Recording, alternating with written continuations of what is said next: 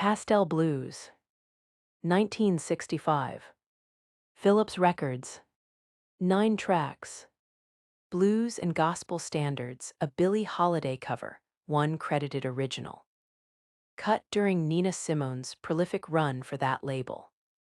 She was hired to sing other people's blues, which is precisely the problem, not because covers are beneath her, but because Phillips needed a product and Nina needed work, and you can hear the label's hand in the selection before you hear her thinking. The songs are good. Her readings are immaculate. But the album's argument, its spine, its reason for existing as a sequence, belongs to a boardroom, not to the woman at the piano. Every track is sovereign. The collection is not. That's not a track being sparse. That's a woman doing the work of a band by herself, voice carrying the melody and the bass line both, hand claps just keeping time. Studio lets her do it in one take. Most records need 3 instruments to cover what she's covering with one throat. Y'all, that's the thing, though. She was born Eunice Way Moon, and she renamed herself Nina Simone so her mother, who was a minister, would never find out her own daughter was playing bars. So the whole record is already built on that split, right? Like she's not Eunice playing blues at night and Eunice praying in the morning. She's Nina now, she's 2 people, and every track on here is what happens when you've already fractured yourself once, and you're asking how honest you can be inside that fracture. You can enter that conversation or you can genuflect to it. There's no third option, not really. And what Simone does is neither, which is precisely the problem I'm circling. She doesn't defer to Holiday's version. Billie Holiday made this song her own signature decades earlier, the version everyone measures against. She doesn't dismantle it either. She sits inside it like a woman wearing a coat that fits perfectly wrong, and the discomfort is the only honest thing in the room. That restraint, that refusal to either claim the song or abandon it. Call it respect if you want, but I'd call it a kind of paralysis, and I wonder if the record knows the difference. Y'all, the Curtis rejection. She auditioned for the Curtis Institute of Music, got turned away, and believed her whole life it was racial.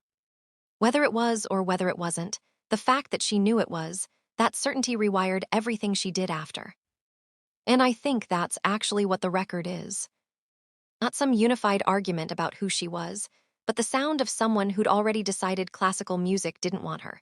So she was going to take that training and burn it into something blues piano had no vocabulary for yet. That rejection isn't background. It's why she touches those chords the way she does. The left hand's doing things the right won't follow.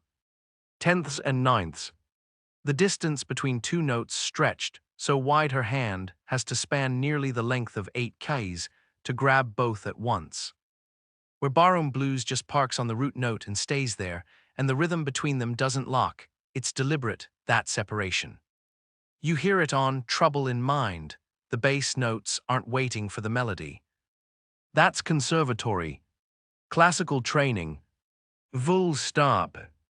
They taught her to hear the hands as separate voices. Blues doesn't ask for that.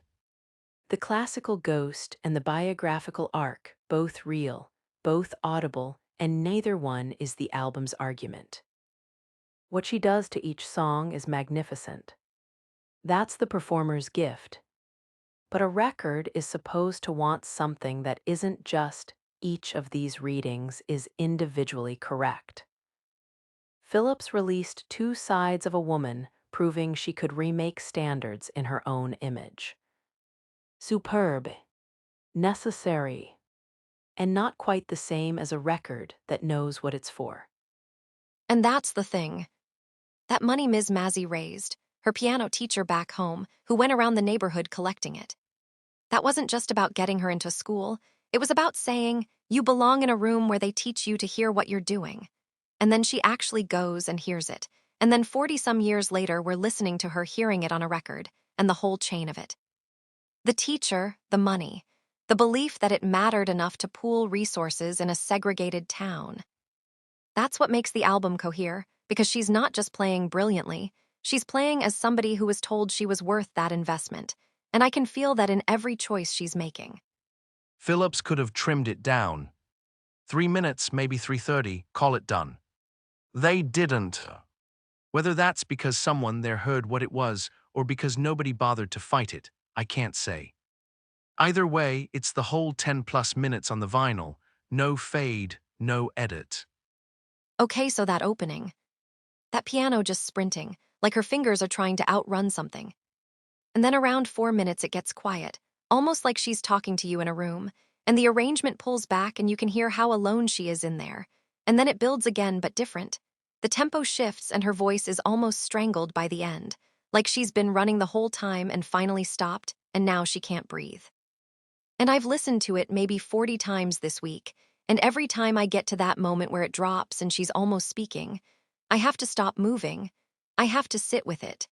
Because that's not a song anymore, that's a person coming apart in real time, and the record just lets her. Doesn't cut away, doesn't soften it.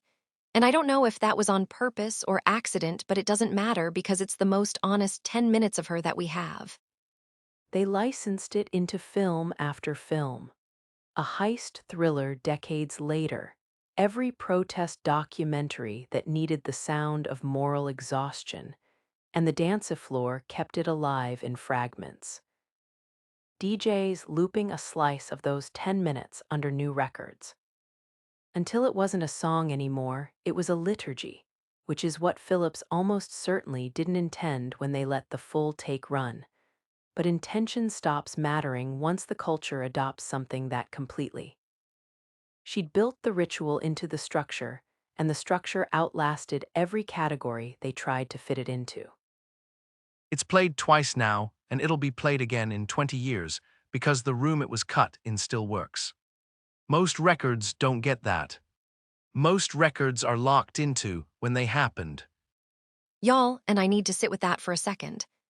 Not just the loss itself, but that Simone's doing this work in the same breath she's grieving someone who saw her the way almost nobody else did, who could call her into the room and make her fiercer just by existing in it.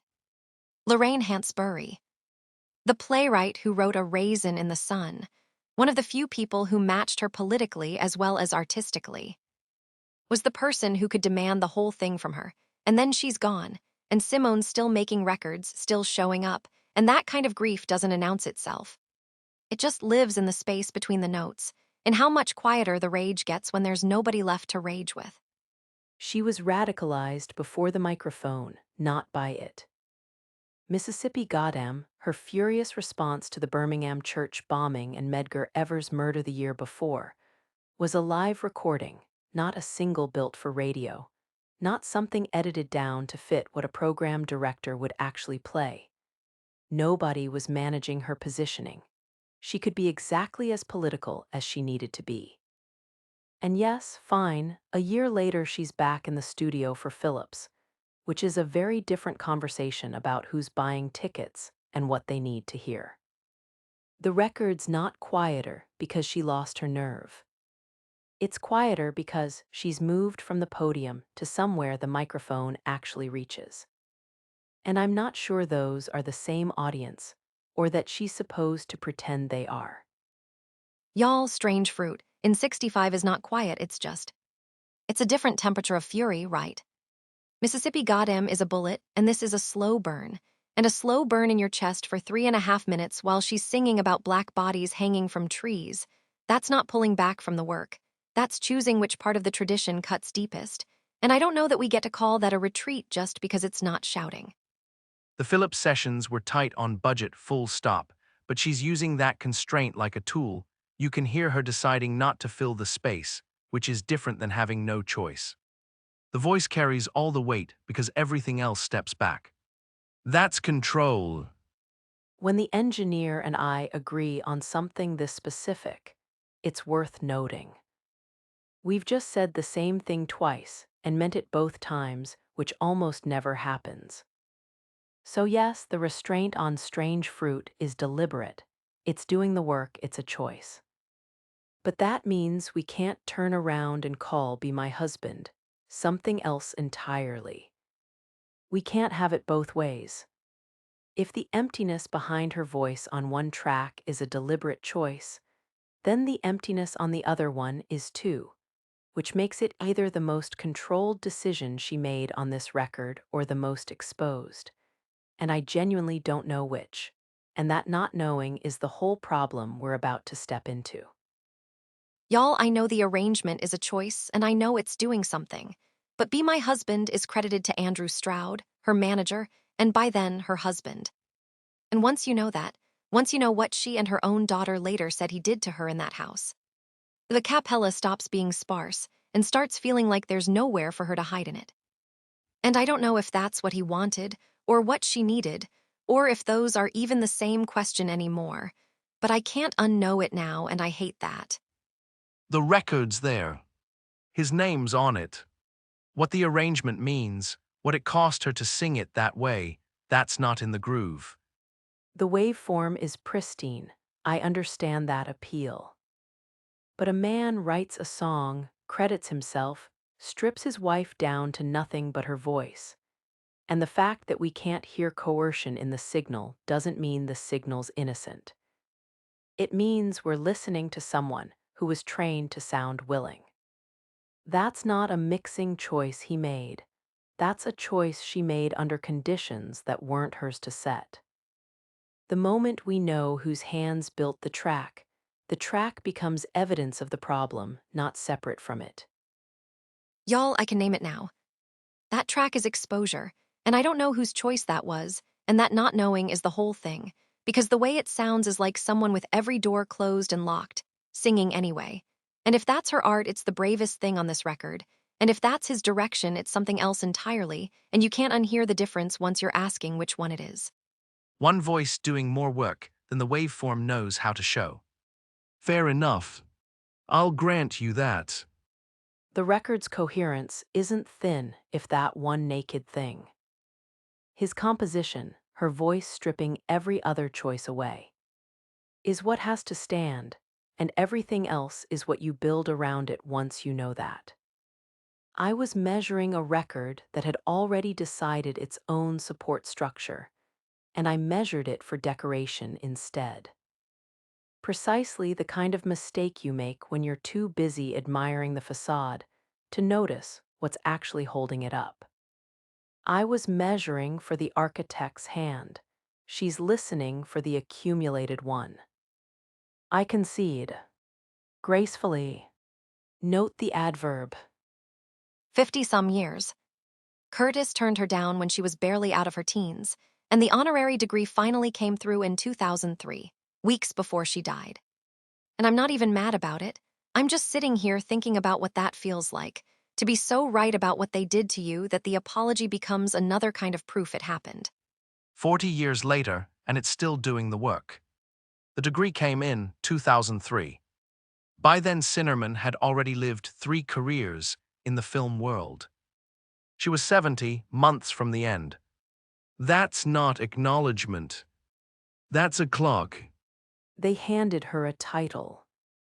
The High Priestess of Soul, 2 years after this one, which names something ritualistic, almost spectral, not a genre tag. And then tried to sell it as accessibility. You cannot have both. The ritual collapses the moment you're counting crossover radio play, but here's what saves it. The title outlasted every packaging decision around it, which means the record itself was already doing the work before Phillips decided to name it. I say the real thing. Nobody's grading the record. They're grading what it cost her to make it, and those are not the same number. It's the percussion underneath that travels. The drum pattern, the hand claps, they're not married to the arrangement. Strip the vocals, strip the horns, you've still got a rhythm that works under something else entirely. Most records that age get locked in place. This one came out in pieces that move. The rhythm works on its own, separate from everything built on top of it. I've played Sinnerman maybe 100 times, maybe more. Different points in my life. And it has never sounded the same twice. Not because the track changes. A survival compressed into sound. Not metaphorically.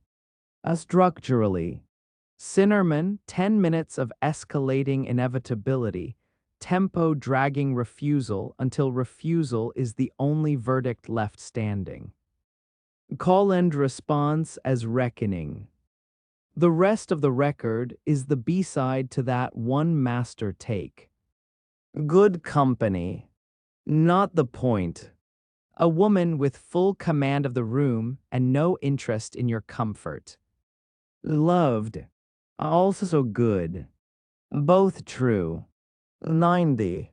The spread tells a story. 14 points between the top of us and the bottom of us. And I'm at 81, which means I've already lost the room and I'm just now noticing I don't mind. That's either growth or the cognac talking, but I'll take it. The harmonies are what they need to be. Simple doesn't mean it won't last. Y'all, she doesn't build momentum. She's the momentum itself. Like the record knows exactly where you're standing and just walks you backward into something deeper. And you're not fighting it because her voice won't let you. That emotional arc score of 97, that's just the number for you bored at trouble in mind, and you don't come back the same. And I'm trying to figure out what she's actually doing technically that makes a person's chest feel that tight, because the arrangement isn't doing it. It's her reading the room that doesn't exist yet and playing it anyway. The covers aren't deference. They're hostile takeovers conducted with perfect manners. Every track she touches becomes a Nina Simone track, which means the album has no thesis because the performer is the thesis. That's not conceptual coherence in the designed sense. It's something rarer, and it's precisely why the engineer's framework goes quiet on Be My Husband. There's nowhere for a score to land when the argument is just a woman and her will. The hand claps don't score. Voice and skin on skin, that's the only track where the framework stops being useful. Not because it's better, because there's nothing underneath it to measure against. I'm sorry. I know we're talking about performance and I'm about to break it, but I can't listen to Strange Fruit the way I could even 5 years ago. It's not that it's more true now. It's that the year won't let me stay in the song, and I don't know if that's the album's fault or mine. The mother never knew what the daughter was playing, and the daughter never stopped playing what she'd been trained to do. Just in the dark for people who came to drink, not to witness a classical musician surrendering to a room. 60 years later, we've built an entire apparatus of witness around her name, and she's still playing the same thing she played in that Atlantic City bar. We just finally learned to listen.